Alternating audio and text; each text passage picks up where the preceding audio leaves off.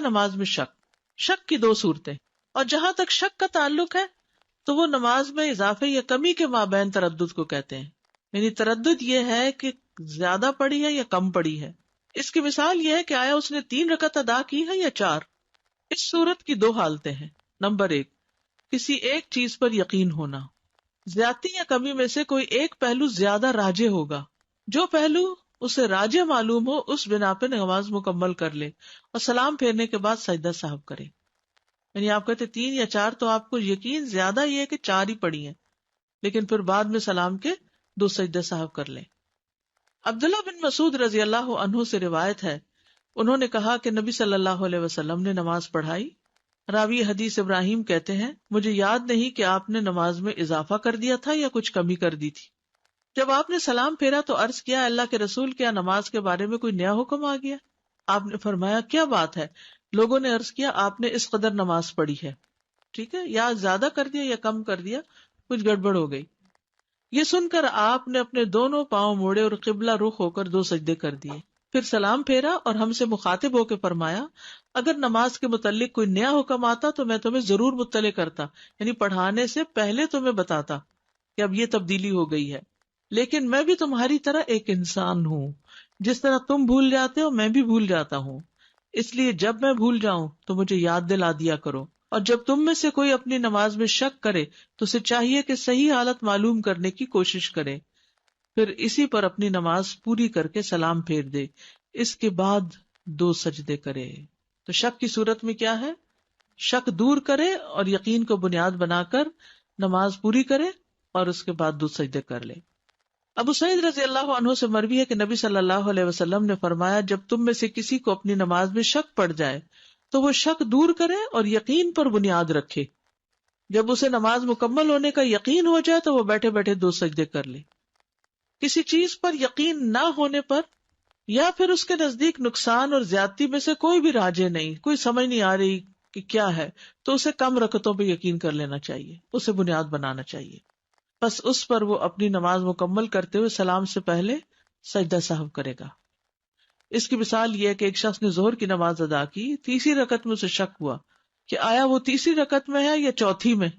3ری میں شک ہوا کہ 3ری میں کہ 4تھی میں، بس وہ 3ری رکعت کو راجح قرار دے کر 1 رکعت مزید ادا کرے گا اور سلام پھیرے گا اور سجدہ سہو کرے گا. ٹھیک ہے، یعنی 4تھی کا یقین نہیں ہے نا، 3ری کا تو ہے. ٹھیک، تو 3ری بنا کے 4تھی مزید پڑے گا. کم پر بنیاد رکھنا اور رکعت پوری کر کے سلام سے پہلے سجدہ کرنا. ابن عباس سے مروی ہے کہ ایک مرتبہ عمر رضی اللہ عنہ نے ان سے پوچھا اے لڑکے، کیا تم نے رسول اللہ صلی اللہ علیہ وسلم سے یا آپ کے کسی صحابی سے یہ مسئلہ سنا ہے کہ اگر کسی آدمی کو اپنی نماز میں شک ہو جائے تو وہ کیا کرے؟ ابھی یہ بات ہو رہی تھی کہ سامنے سے عبد الرحمن بن عوف رضی اللہ عنہ آ گئے. انہوں نے پوچھا کیا باتیں ہو رہی ہیں؟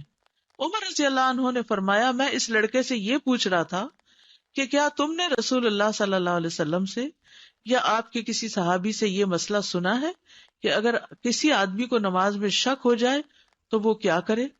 عبد الرحمن نے فرمایا میں نے رسول اللہ صلی اللہ علیہ وسلم کو یہ فرماتے ہوئے سنا ہے کہ اگر تم میں سے کسی کو اپنی نماز میں شک ہو جائے اور اسے یاد نہ رہے کہ اس نے 1 رکعت پڑھی ہے یا 2 تو اسے چاہیے کہ وہ اسے 1 شمار کرے. اگر 2 اور 3 میں شک ہو تو انہیں 2 سمجھے، 2 اور 3 میں شک ہو تو 2 سمجھے، 3 اور 4 میں شک ہو تو 3 شمار کرے. پھر اپنی نماز سے فراغت پا کر سلام پھیرنے سے قبل بیٹھے بیٹھے سہو کے 2 سجدے کر لے. سجدہ سہو کے دیگر احکام. سجدہ سہو نماز کے سجدے کی طرح ہی ہے.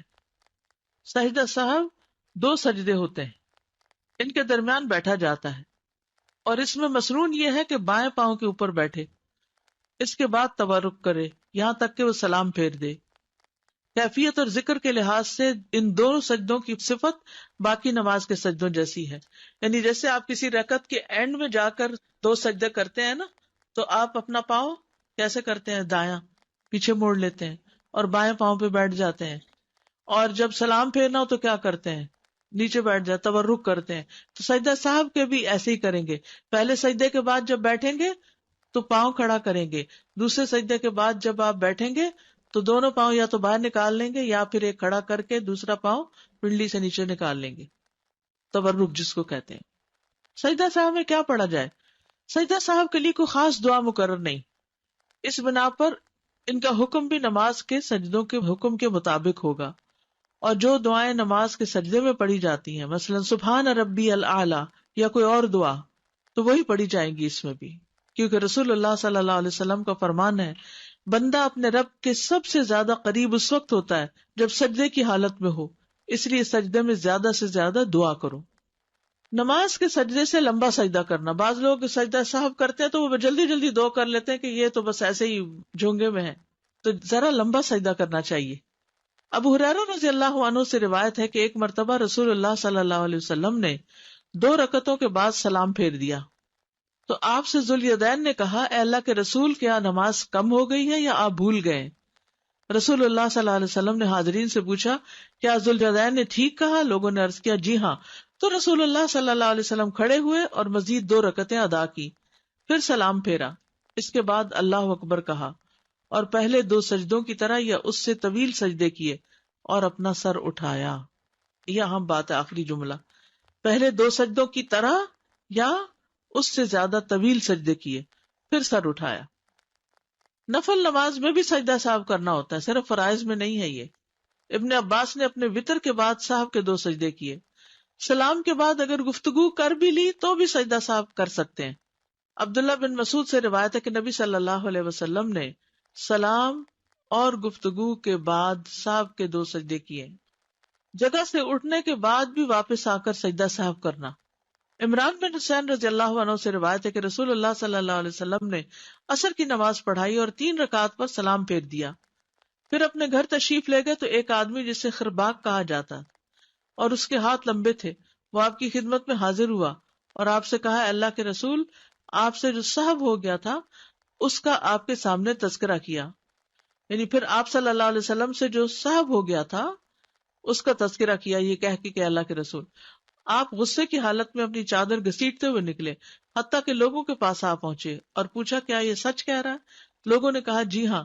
تو آپ نے 1 رکعت پڑھائی، پھر سلام پھیرا، 2 سجدے کیے، پھر سلام پھیرا. میرے مولا تیرا ثانی نہیں سارے زمانے میں، میرے مولا تیرا ثانی نہیں سارے زمانے میں، تو ہی ہے قادر مطلق سدا اس کارخانے میں، تو ہی ہے قادر مطلق سدا اس کارخانے میں، میرے مولا تیرا ثانی نہیں سارے زمانے میں، نہ تجھ کو اونگ آتی ہے، نہ تجھ کو نیند آتی ہے، نہ تجھ کو اونگ آتی ہے، نہ تجھ کو نیند آتی ہے، نہ تجھ کو اونگ آتی ہے، نہ تجھ کو نیند آتی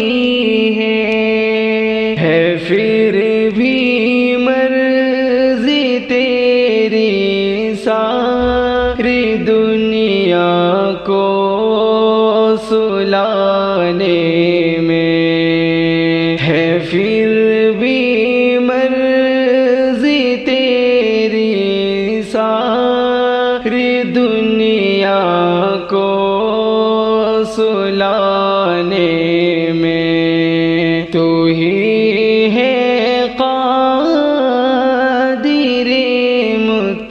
مطلق صدائے سے کارخانے